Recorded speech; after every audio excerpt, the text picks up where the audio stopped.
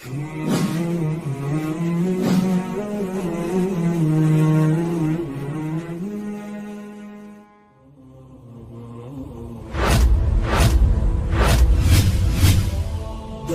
أرى لأبلل مبسم قلبي بفيض هواك. دعني أرى. بسم الله الرحمن الرحيم. الحمد لله رب العالمين، والصلاة والسلام على رسول الله الصادق الوعد الأمين وعلى آله الطيبين الطاهرين، وبعد. فتتمة للصفات المهدية التي تجلت في السيد حسن التهامي، والتي جعلت النظام السعودي يطارده ويحاول مرارا قتله اعتقادا منهم أنه الإمام المهدي.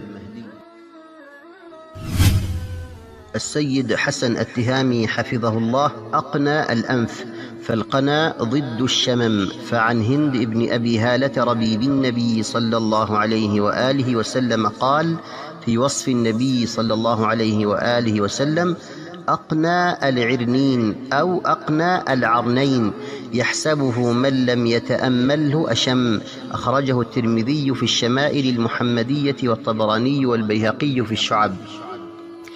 وهند ابن أبي هالة عربي أصيل، وهو أدرى وأعلم بلغة العرب ومدلولات ألفاظها من غيره. فالشمم ارتفاع قصبة الأنف، كما في النهاية في غريب الحديث والأثر لابن الأثير. ويفهم من قول هند أقنى العرنين يحسبه من لم يتأمله أشم، يفهم منه أن القنا يقابل الشمم، فمن كان أشم الأنف لا يكون أقنى، فمن كان أشم الأنف لا يكون أقنى، ومن كان أقنى لا يوصف بالأشم. فالأشم هو المستوي المستقيم في قصبة الأنف، ويقابله الأقنى الذي يكون في قصبة أنفه انحناء، وهو ما عبرت به كتب اللغة أنه احديداب. ولو افترضنا أن أنف المهدي أشم، فلن يفسر الأشم بشيء آخر أكثر مما يعتقده الكثير في تفسير صفة القنا. واستمع إلى شرح الشيخ نميري آل إدريس لقول هند ابن أبي هالة رضي الله تعالى عنه: أقنى والأشم، ما الفرق بينهما؟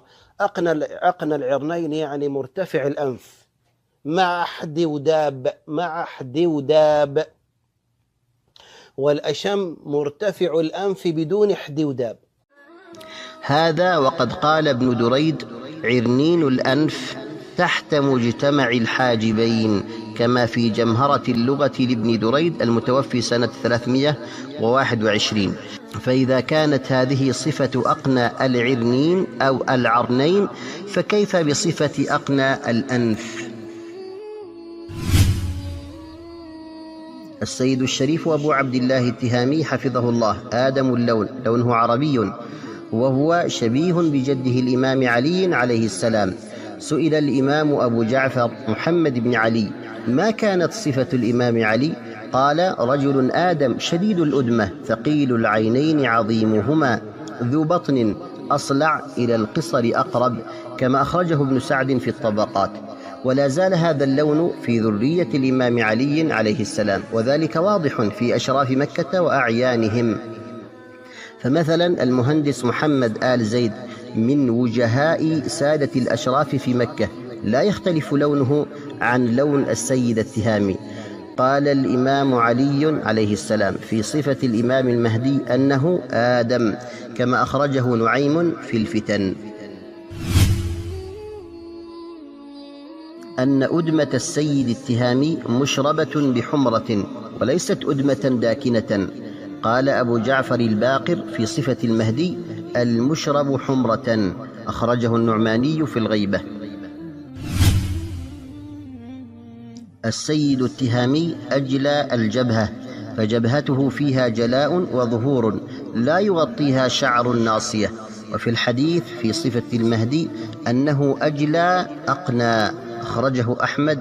والصلع زيادة في الجلاء وليس منافيا له، فكل أصلع هو أجلى الجبهة ولا عكس.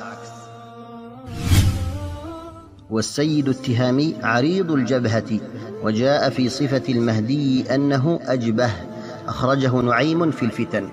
وجلاء الجبهة هو انحسار شعر الرأس، وليس كل أجل الجبهة يكون عريض الجبهة أيضا، لكن جبهة السيد التهامي انحسر الشعر عنها مع سعة في عرضها، فهاتان الصفتان غايرت بينهما الآثار. والسيد التهامي أجلى الجبين. والفرق بين الجبهة والجبين أن الجبهة موضع السجود فوق الأنف، أما الجبين فهو ما فوق الحاجبين، فهما يكتنفان الجبهة وهي وسطهما. وفي الحديث المهدي أجلى الجبين، أخرجه نعيم في الفتن.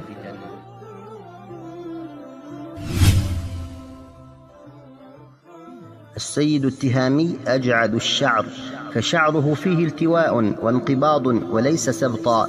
وجاء في صفة المهدي أنه جعد الشعر، كما أخرجه نعيم في الفتن.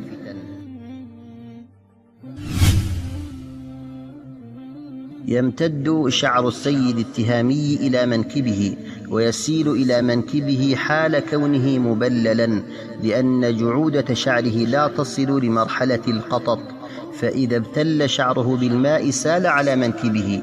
فعن الإمام علي عليه السلام في صفة المهدي يسيل شعره على منكبيه، كما في عقد الدرر في أخبار المنتظر.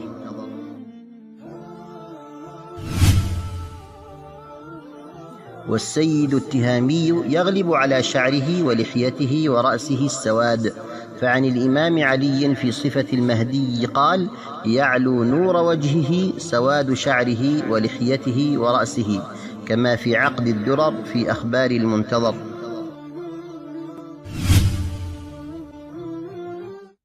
السيد التهامي كان في رأسه حزاز شديد، حتى أن فروة رأسه كانت تتفتت قطعا من شدة الحزاز، وبقي أثر ذلك في رأسه. فعن أبي جعفر الباقر في صفة المهدي قال: الحزاز برأسه، كما في غيبة النعماني.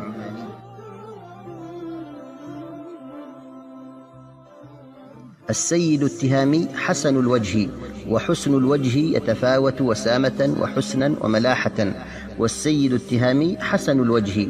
وفي الحديث في صفة المهدي أنه حسن الوجه، كما في الفتن للداني.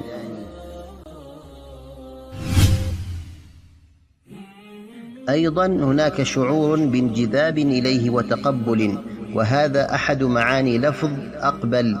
فعن الإمام علي عليه السلام قال: المهدي أقبل، كما في غيبة النعماني وبحار الأنوار.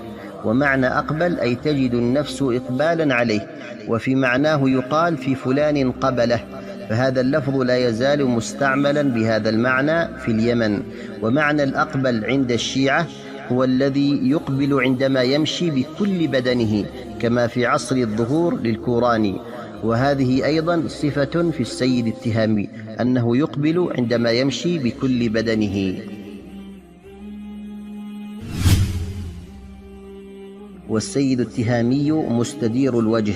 وفي صفة المهدي كأن وجهه كوكب دري، أخرجه الطبراني. وتشبيهه بالكوكب إما أن يراد به الصفاء والاستنارة، وإما أن يحمل على استدارة الوجه، على غرار ما قيل في التشبيه بالقمر. فقد سئل البراء رضي الله تعالى عنه: أكان وجه النبي صلى الله عليه وآله وسلم مثل السيف؟ قال: لا، بل مثل القمر، أخرجه البخاري.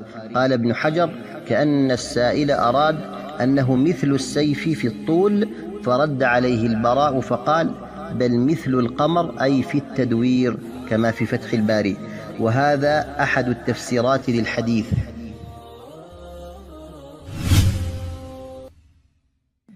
وفي وجه السيد التهامي أثر أشبه ما يكون ببقايا جدري. فعن أبي جعفر الباقر في صفة المهدي قال: وبوجهه أثر، أخرجه النعماني في الغيبة. وفي خد السيد التهامي عليه السلام خال. وفي الحديث في صفة المهدي في خده الأيمن خال أسود، كما في الفتن للداني. وفي كتب الشيعة قال: وفي خده خال، بدون ذكر الأيمن، كما في غيبة النعماني.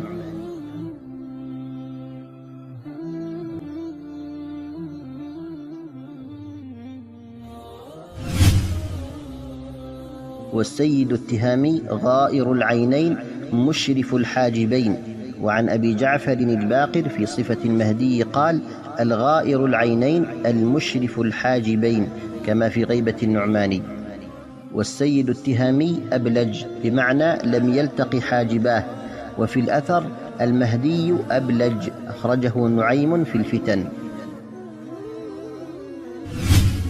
والسيد التهامي أفرق الثنايا، والثنايا هي الأسنان في مقدمة الفم، وكونه أفرق الثنايا أي ليست متقاربتين وإنما بينهما فرق.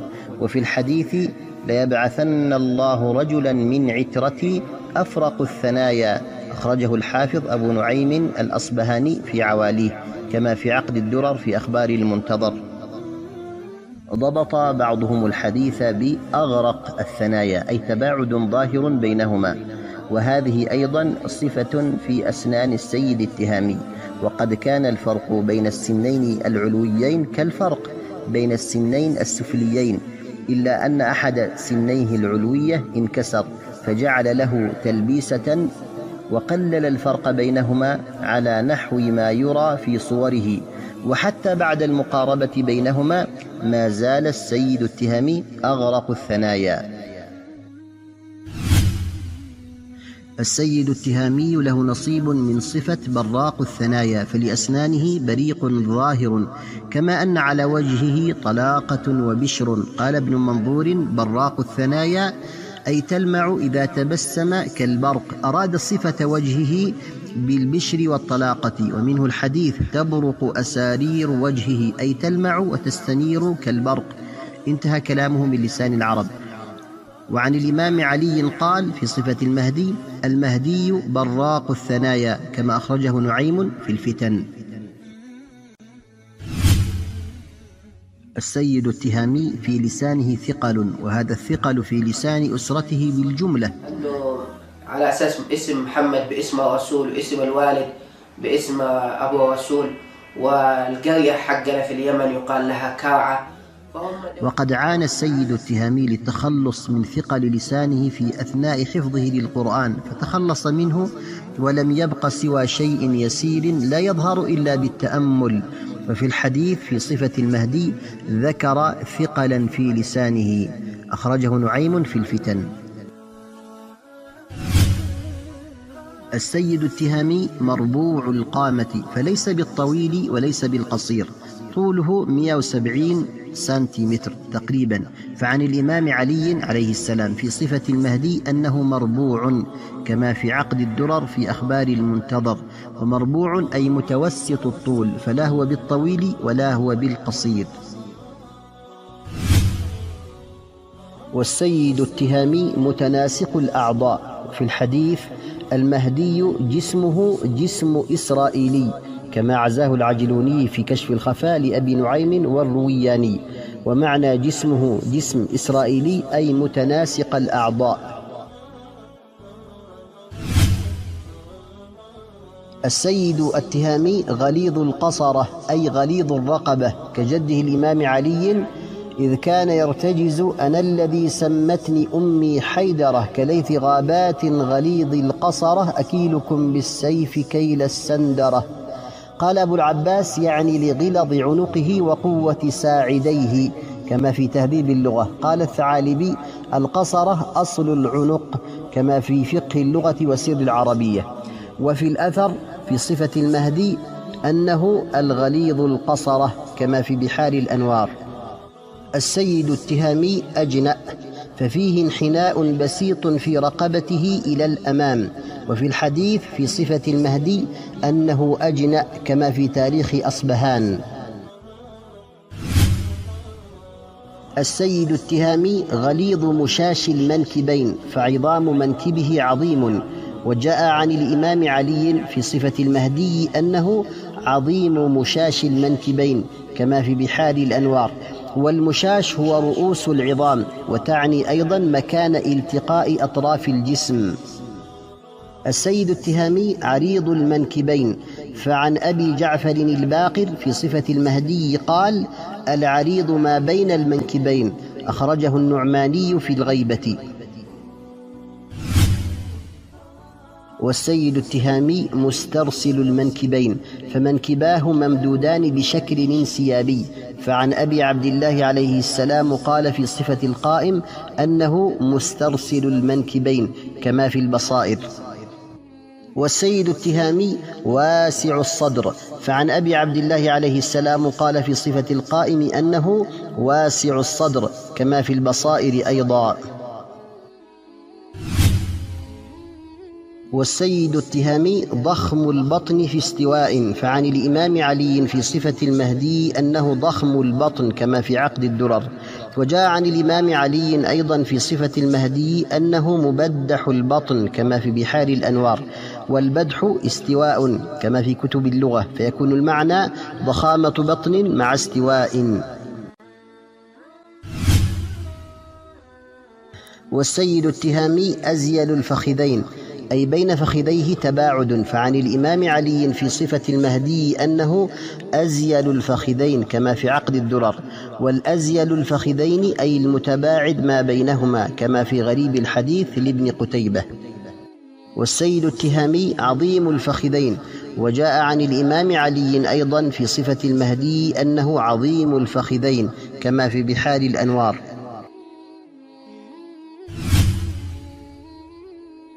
والسيد التهامي ليس بالنحيل ولا بالسمين. قال الإمام علي عليه السلام في صفة المهدي ضرب من الرجال، أخرجه نعيم في الفتن.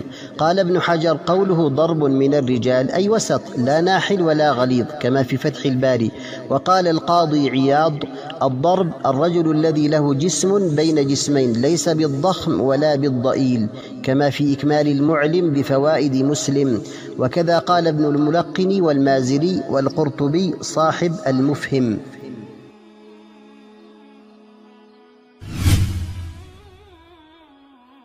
للسيد التهامي في جسده شامتان متشابهتان، شامة في ظهره وشامة في فخذه.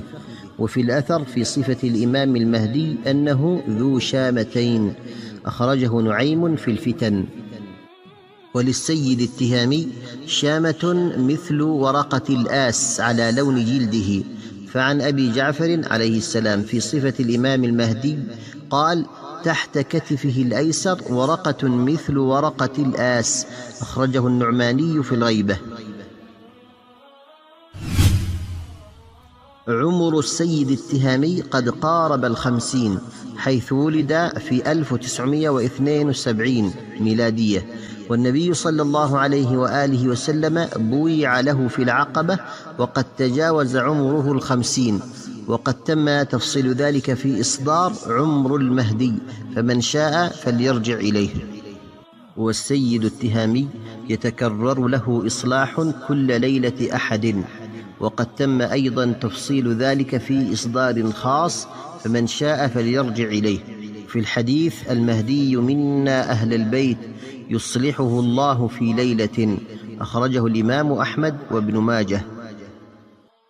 انطباق أحاديث وآثار الفتن إنما وقعت في زمن السيد التهامي، ولا نعلم أحدا انطبقت فيه كثير من صفات المهدي كما انطبقت عليه في هذا الزمان. جاء في الحديث يخرج المهدي وعلى رأسه عمامة فيها مناد ينادي ألا إن هذا المهدي فاتبعوه، كما رواه ابن المقري في معجمه. وفهم الحديث على أوجه: الوجه الأول إحياء السيد التهامي لسنة العمامة المحنكة، جعلته وخاصة حال اعتمامه بها جعلت له وجاهة وصولة على القلوب وقبولا لقوله. ويكون قول المنادي ألا إن هذا المهدي فاتبعوه من جنس قول النبي صلى الله عليه وآله وسلم: إذا دخل الرجل بيته أو أوى إلى فراشه ابتدره ملك يقول الملك: افتح بخير، أخرجه النسائي في الكبرى. الوجه الثاني: ضبط الحديث بلفظ على رأسه غمامة بالغين أي سحابة، وقد جرى للسيد التهامي مع صديقه الوفي الأخ ناصر الأهدل رحمه الله، إذ رأوا غمامة تخفق بشدة كأنها راية، فأوحى ذلك المشهد النادر في نفس الأخ ناصر الأهدل وألقي في روعه أن من معه هو المهدي، في قصة تحتاج إلى بسط للإفهام. وعن الإمام علي في صفة المهدي قال: ليشبه نبيكم في الخلق ولا يشبهه في الخلق، أخرجه أبو داود. والسيد التهامي عليه السلام يشهد من جالسه بحسن خلقه وصدقه وأمانته، أكسبه ذلك محبة في القلوب.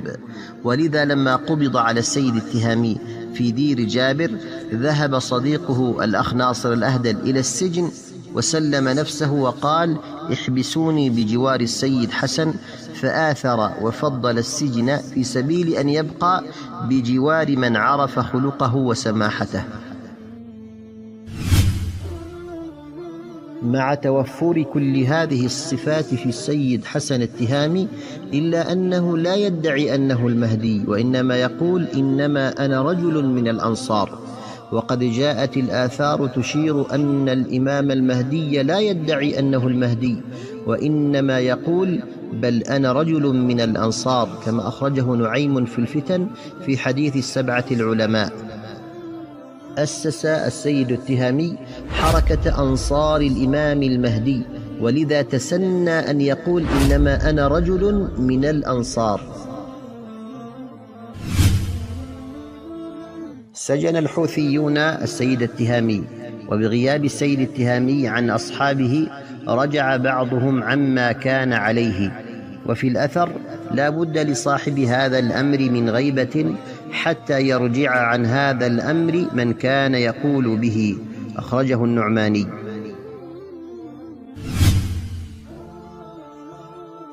مر قول الإمام علي في صفة الإمام المهدي قال: يشبه نبيكم في الخلق ولا يشبهه في الخلق، أخرجه أبو داود. والسيد التهامي لا يشبه النبي صلى الله عليه وآله وسلم في الخلق، ولذا لم يلتفت النظام السعودي للروايات التي تصف المهدي بأنه كث اللحية وأنه أزج الحواجب ونحو ذلك.